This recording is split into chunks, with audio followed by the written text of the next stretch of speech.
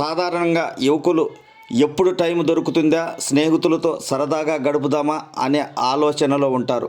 కానీ ఈ యువకుడు అందుకు విరుద్ధం.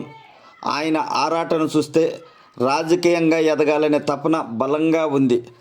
ఆయనే రాష్ట్ర హౌసింగ్ కార్పొరేషన్ డైరెక్టర్, ఒంటిమిట్ట మండలం వైసీపీ నాయకుడు ఇరగంరెడ్డి సుబ్బారెడ్డి తనయుడు శ్రీకర్ రెడ్డి.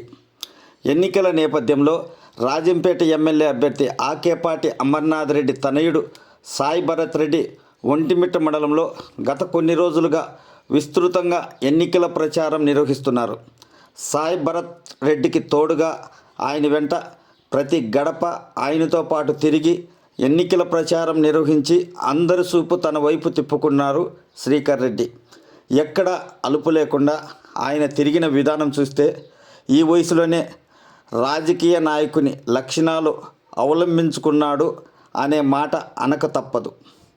గతంలో ఇరగంరెడ్డి సుబ్బారెడ్డి జెడ్పీ వైస్ చైర్మన్గా ఉంటూ జిల్లా రాజకీయ నేతలతో పరిచయాలు పెంచుకున్నాడు. అలాగే పెద్దరెడ్డి ఫ్యామిలీకి సన్నిహితుడిగా పేరు తెచ్చుకున్నాడు. ఇప్పుడు కొడుకు శ్రీకర్ రెడ్డి తండ్రికి తగ్గ తనయుడిగా రాజకీయ నాయకునిగా ఎదగడానికి బాటలు వేసుకుంటుండడం గమనార్హం.